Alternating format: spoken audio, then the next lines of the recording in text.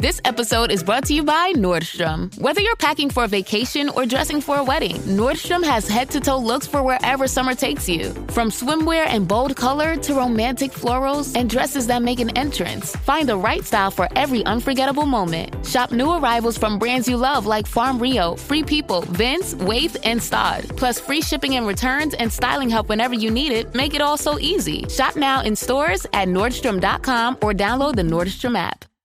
So you're saying with Hilton Honors, I can use points for a free night stay anywhere? Anywhere. What about fancy places like the Canopy in Paris? Yeah, Hilton Honors, baby. Or relaxing sanctuaries like the Conrad in Tulum? Hilton Honors, baby. Ooh, what about the 5-star Waldorf Astoria in the Maldives? Are you gonna do this for all 9,000 properties? When you want points that can take you anywhere, anytime, it matters where you stay. Hilton, for the stay. This is an episode from the archives. I wanted to re-air it for those who are new subscribers to That's Total Mom Sense. And for those of you who have heard it before, I'm sure you'll glean new insights from our conversation. Listen in. There is no hood like parenthood. Hi, I'm Kanika Chadda Gupta.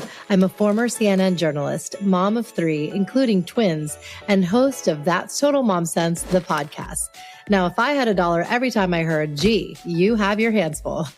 On my show, I interview change makers on their life lessons, legacy, and superpower of intuition, which I call our Mom Sense and Dad Sense. I've had the privilege of working with Mom 2.0, March of Dimes, and the White House, and have had some pretty amazing parents on my show. Hey, what's up? I'm Kelly Rowland. Hi, this is Chelsea Clinton. It's me, Bobby Brown. Can't wait to share my story. That's Total Mom Sense is a production of the Evergreen Podcast Network. Be sure to subscribe wherever you listen to podcasts and on YouTube so you never miss an episode. To join my tribe, visit that'stotalmomsense.com and follow me on Instagram at Kanika Chadda Gupta. Now let's dive into today's episode. Why are you so stressed? You look tired. It's not like it's a life or death situation. What do you do when you hear phrases like these? Does your heart race? Is your mind exploding with thoughts that you want to spew out? Do you feel a churning in your gut?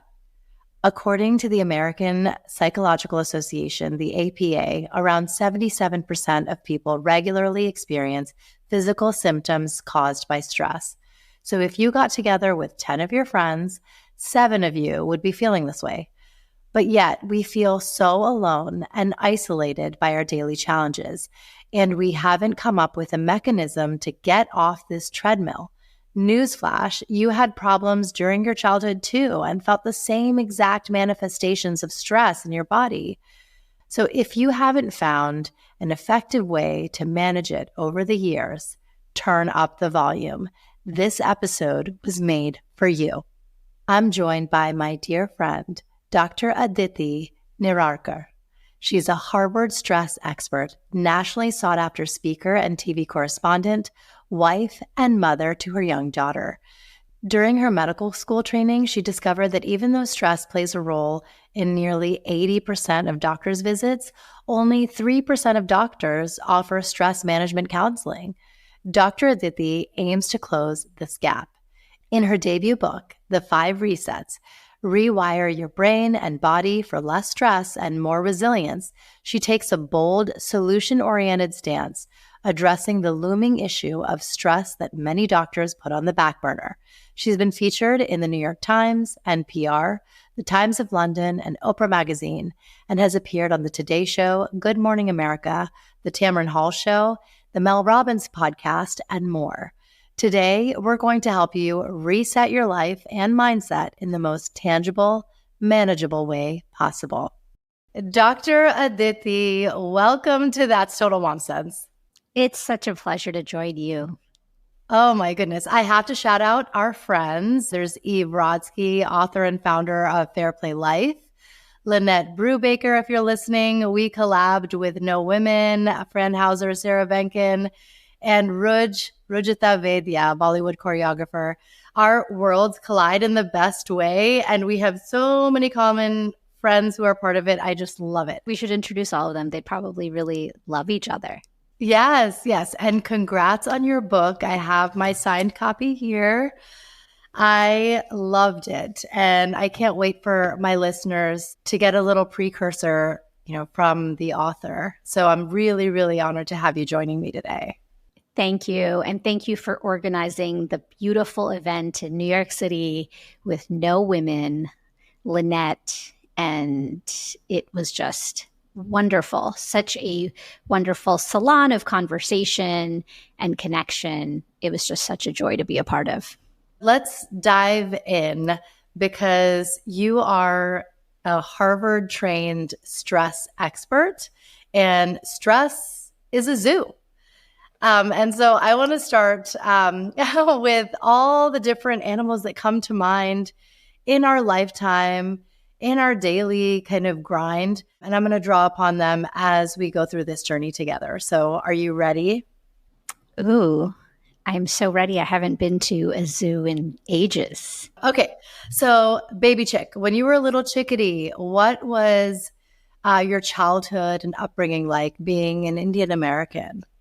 So I was born in Mumbai and lived there for the first 6 years of my life. I was raised by my grandparents, my maternal grandparents, because my parents, my mom and dad, also are physicians, OBGYN specifically, and they were doing their training here in the US. So I lived there, I think at 1 year old or 2 years old. They worked hard to bring me back to the US to be with them, a reunited moment. But then I went back to India simply because I was very attached to my grandparents and they to me. So I lived there until I was 6. And then for schooling, I moved here to the US.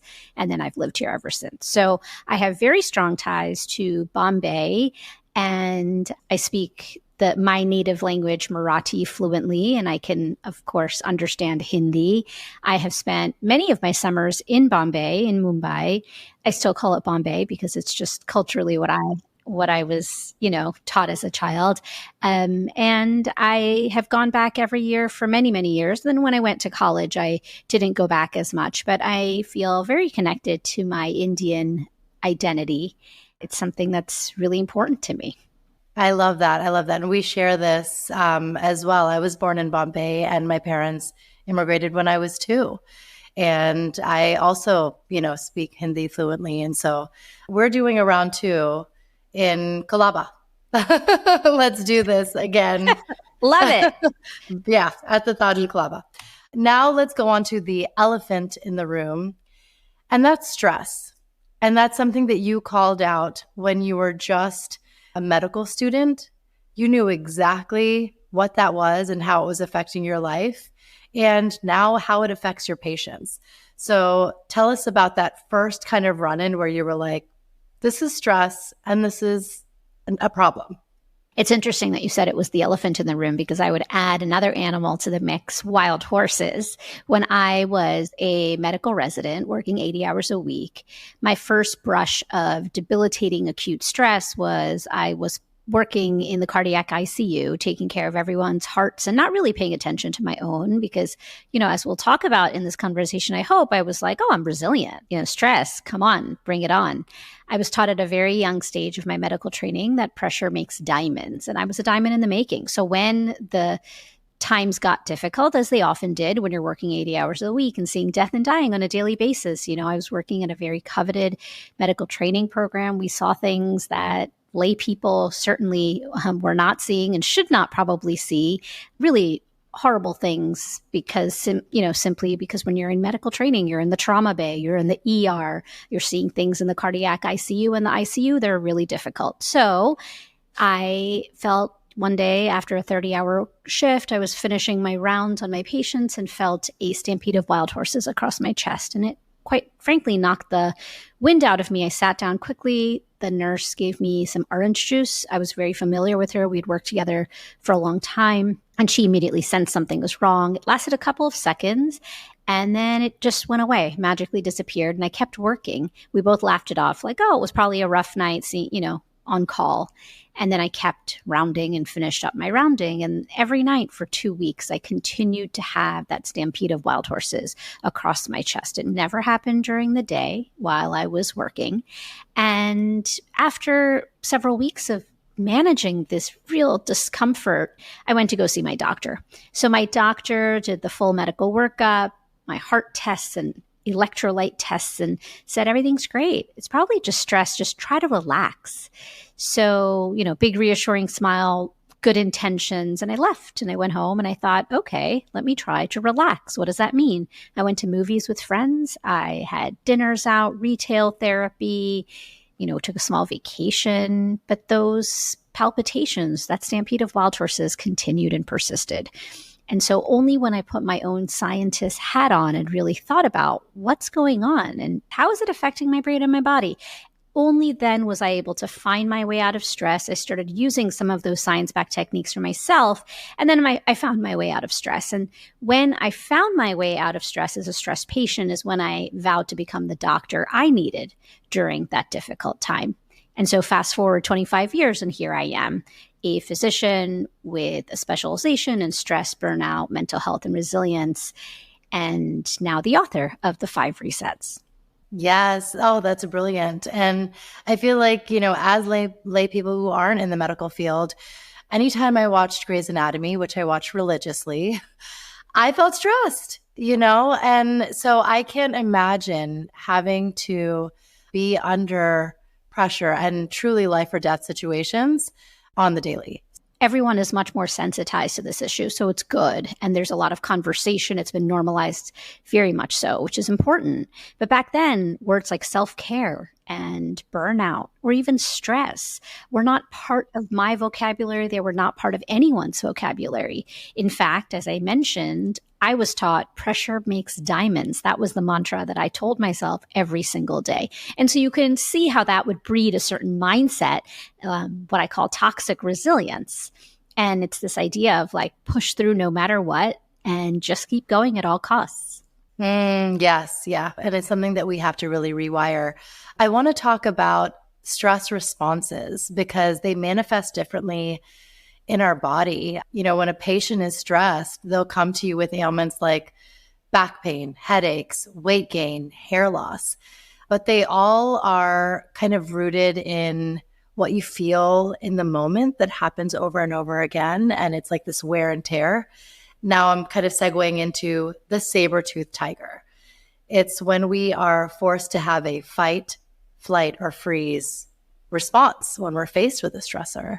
I think one of the most startling findings on my journey to becoming a doctor specializing in stress was the study done in the 1980s, which found that 60 to 80% of all doctor's visits have a stress-related component. So as you're describing, patients go in to see their doctor with abdominal pain, headaches, nausea, vomiting, back pain, and of course, stress in medical terms is a diagnosis of exclusion, meaning we as doctors will do all of the tests, just like my doctor did for me when I came in with palpitations, to make sure it's not what we call an organic etiology, meaning it's not something actually happening in the body with your organs.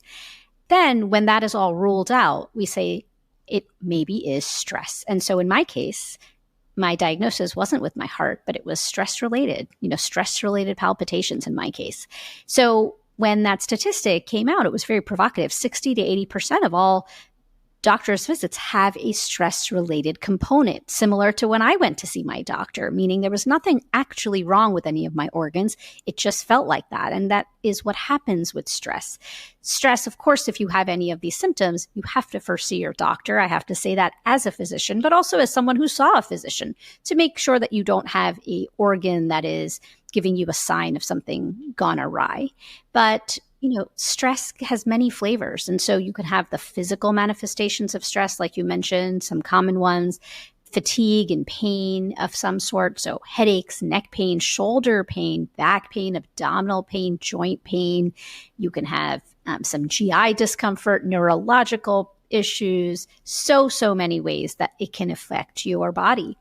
It can also affect your mind and with mental health manifestations like anxiety, depression, insomnia, quick to anger, irritability, or feeling lethargic and disengaged. So stress has many forms and many flavors.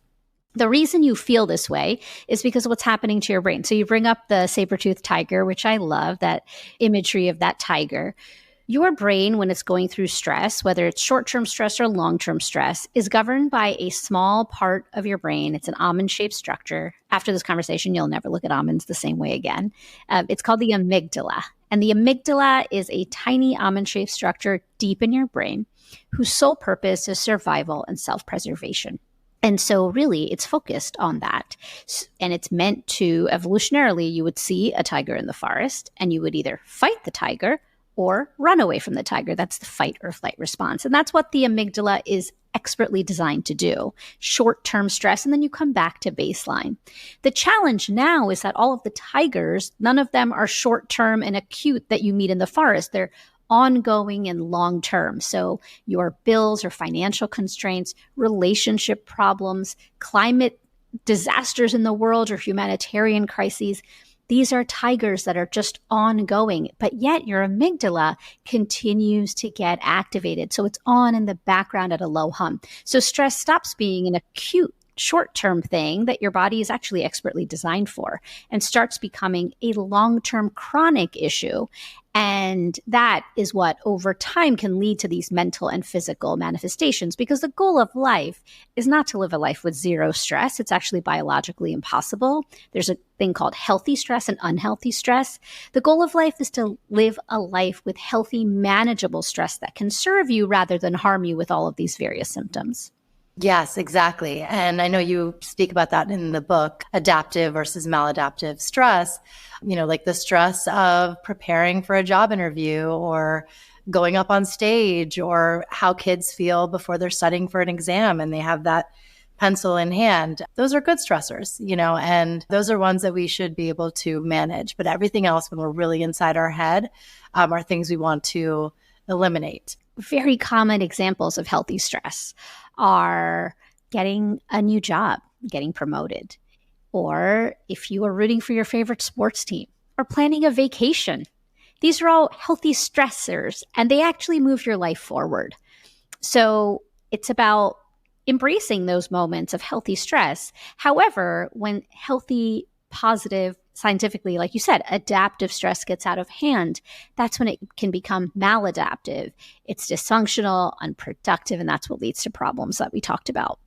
Do you think that there are people who are predisposed to be more anxious, neurotic, anal retentive, and then those who are just generally calm? We know based on data that early adverse events in childhood can prime your brain to respond to stress in a different way than if you didn't have adverse experiences in childhood. And that's because your brain is a muscle. What you do in your day-to-day can influence your brain and actually changes the shape and function of your brain. And so, yes, you might have an adverse childhood event that can influence your brain in a way that might not be ideal, but you also have the power as you move through adulthood and the rest of your life to reshape your brain so that it can serve you. So, of course, there are people who have different ways of responding to stress, the same way that we like certain foods or sports or colors or seasons even, because we are all individuals, and stress is a universal experience. It's the human condition. Of course it is. It's a universal experience that every single human being faces at some time in their life or the other. But the way we experience stress and how it manifests in your brain and your body are different based on you, your environment, what has happened to you, and how you respond to it. I want to make sure that we're not feeling like hamsters on a wheel with this burnout, stress, rinse, repeat, and instead proceed forward with now the 5 resets. So we can be like cheetahs, full speed ahead with intention and volition.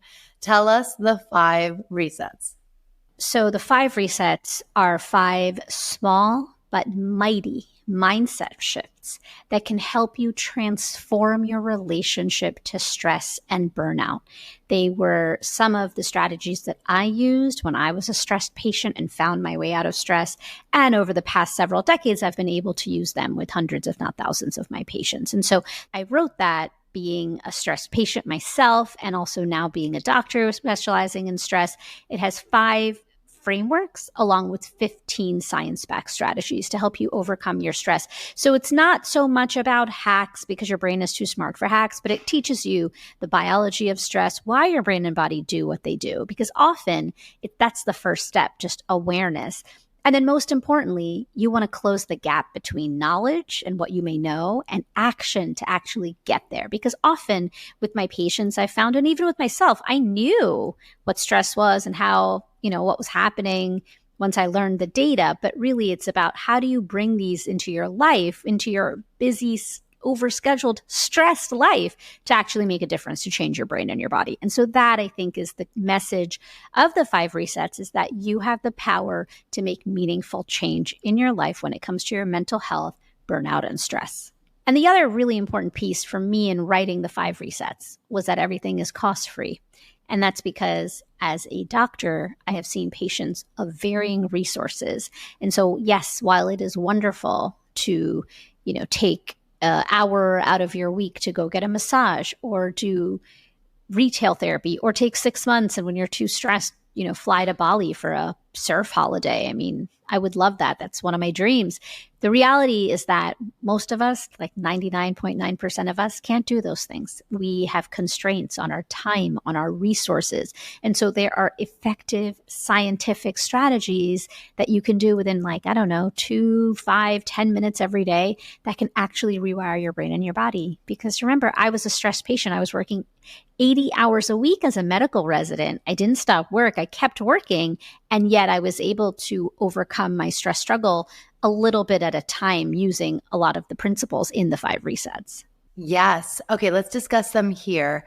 The first is get clear on what matters most.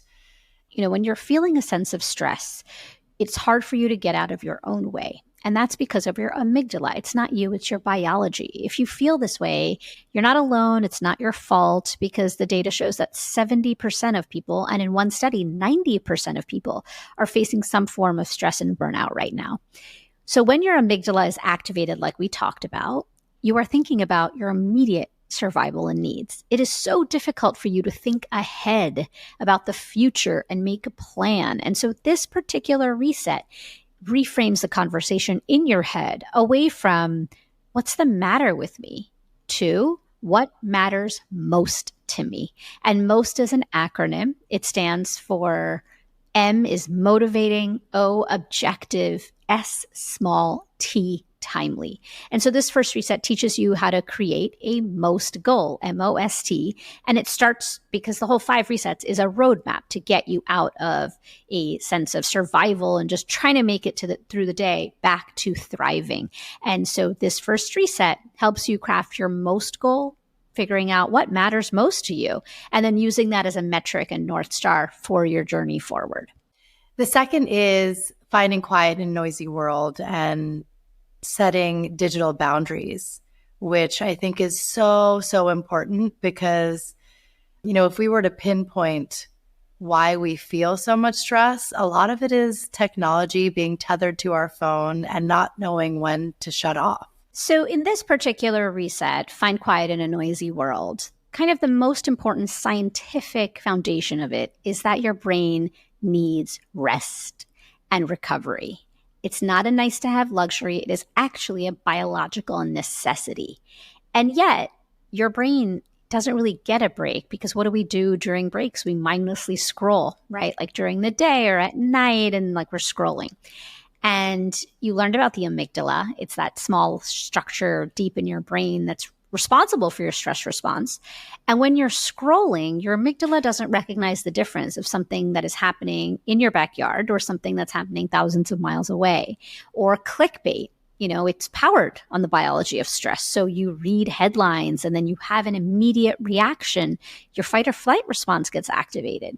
So as we're scrolling, these are not benign entities. You think you're relaxing because we all do it, right? It's ubiquitous, like scrolling. You just hang out, you scroll. But in fact, it is doing something to your brain when you scroll and consume the headlines, social media, certain posts, certain visual images or videos, graphic things.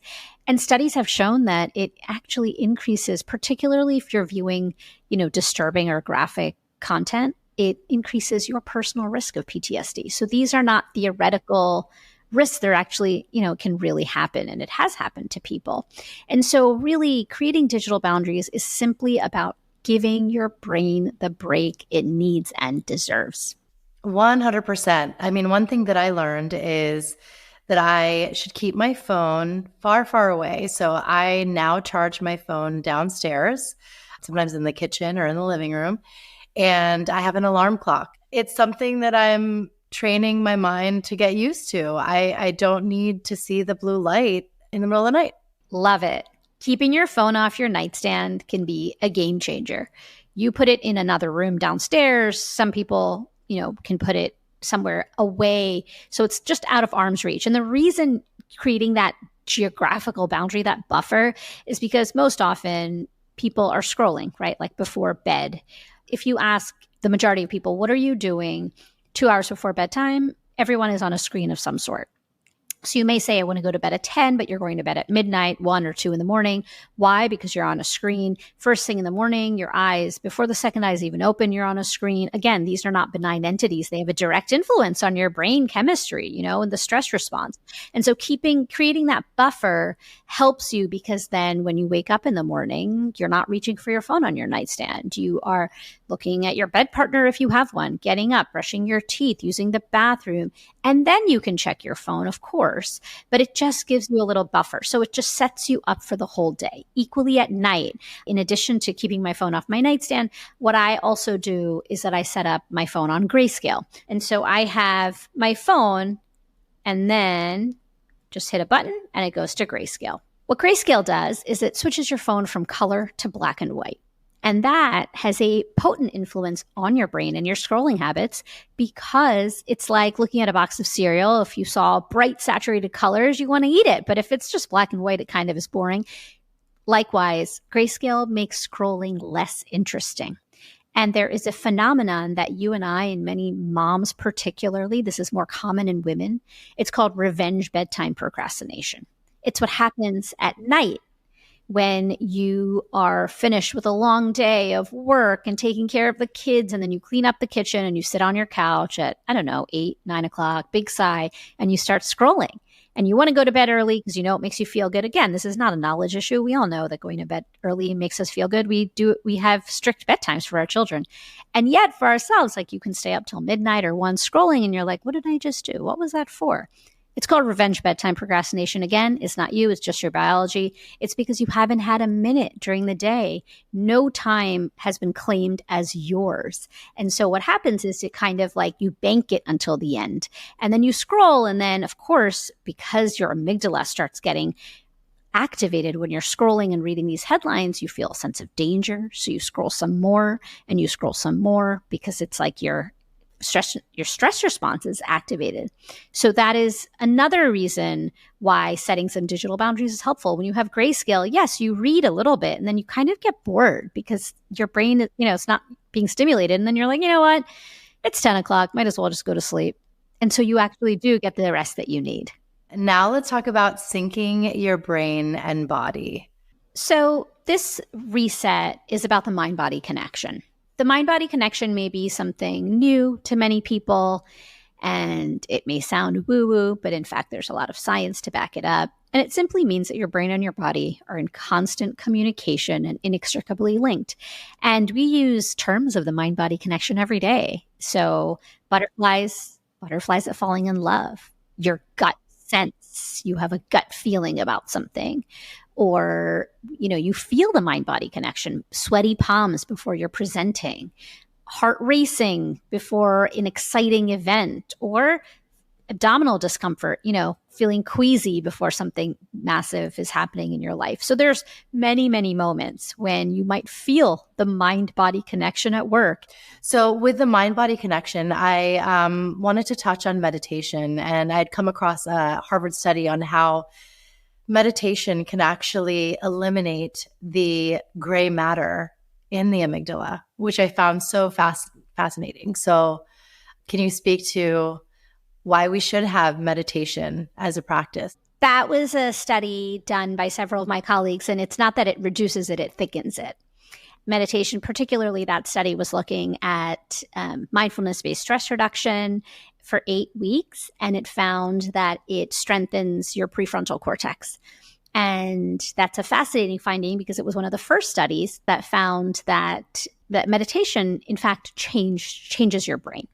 It pointed to a lot of the things that people feel, like a greater sense of emotional reactivity. They don't feel as reactive.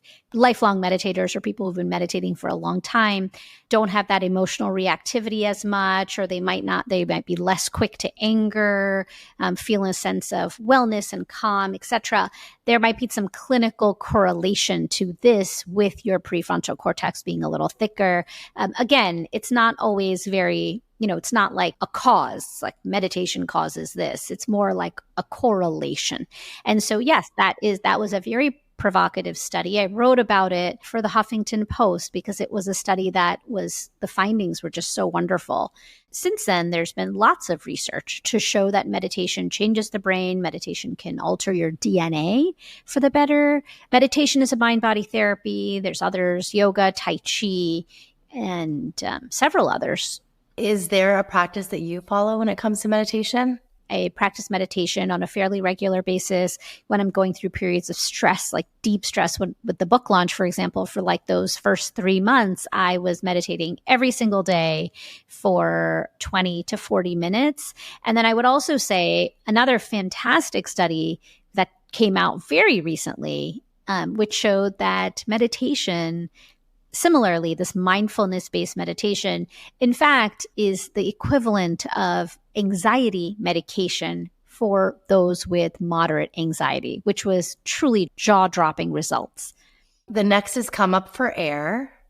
And I love this one because it just makes us focus on the breath. In our Indian tradition, pranayam is rooted in exactly this. So prana is our life force and yam means control, and it's controlling our breath. I love that you focus on that. So your breath is the only biological function that is under your voluntary control and your involuntary control. So your heart doesn't do that, your digestion. And so there is something to the breath being the gateway. And the other thing that the breath does, it's like a toggle between your two nervous systems. You have your sympathetic nervous system, which is the fight or flight response. And then the other nervous system called the parasympathetic nervous system. Again, big fancy scientific words. That is your rest and digest. And those two systems can't be on at the same time. They're mutually exclusive. And using your breath, and the fact that it can, your breath can be just hanging out, you're just breathing, or if you can modulate your breath, you can change and you can go from one system to the other. So when you're feeling stressed, your breath is shallow, quick, rapid. That's the sympathetic system. It's the fight or flight system. You can slow down your breathing, doing diaphragmatic breathing, 4-7-8 breathing, heart-centered breathing. I explain a lot of that in this particular reset to get you out of that sympathetic fight or flight mode and to that parasympathetic rest and digest mode by using your breath. So it's a really powerful tool and a real gateway. It also helps connect the mind and the body. So it's an important mind-body-breath connection. It's an important tool to help modulate your stress response. And then the last one is bring your best self forward. What do you mean by that? Bring your best self forward is sort of the culmination of all of the former resets. And it really focuses on getting you out now. You've done all of these resets, you've done the work, you've tried all of these techniques. And so now it's about using these techniques in your everyday life, understanding that your inner critic, which is that voice, that berating voice in your head, often holds a megaphone when you're feeling a sense of stress. And so this final reset, it's about taking that megaphone out of the hand of the inner critic and really moving towards your future self. And again, that inner critic is powered by the same part of your brain, your amygdala, that also drives the stress response. So there's a lot of connection there, and it's to decrease the volume on your inner critic. And lastly, you are a lioness, you're a mom, you're a parent. And how do we teach our cubs to manage stress? Is there just one quick takeaway that you're like, when your kids trigger you, just do this? So I am not a pediatrician, and I'm a doctor in adult medicine. But what I really try to do is just manage my own stress and try to be a good example. Also, because we know that when you are feeling happy and healthy, your heart has an electromagnetic field that extends 15 feet, is what they say. And so really focusing on making sure that I am managing my stress the best I can, of course, as a way to be a good example for the future generation. That's beautiful. Thank you so much, Dr. Aditi, for sharing all your insights with us. And I'm so excited for my audience to get this book, and I'll link it in the show notes. Thank you so much. It's been a pleasure. Thank you so much for having me. It was such a joy to talk to you. I hope you enjoyed this episode and how we drew parallels to the zoo that is our life and our journey on this earth. I'd love to end with you finding some peace in your mind, body, spirit. So I will be including articles, studies, and even guided meditations in the show notes, as well as a link to purchase Dr. Aditi's book, The 5 Resets. Thank you so much for joining us today. Thank you, Dr. Aditi. I'm so excited to share this with my audience and have them change their lives for the better starting today. Thank you. Thanks for listening to today's episode. I hope you got some great takeaways from our conversation. Join my community by logging on to that'stotalmomsense.com. If you haven't already, please subscribe to That's Total Mom Sense, the podcast, wherever you listen, and be sure to rate and review. On socials, my handle is @Kanika Chadda Gupta on Instagram, Threads, TikTok, and X. You can also find me on LinkedIn. My episode videos are on YouTube and YouTube podcasts with highlights on YouTube Shorts.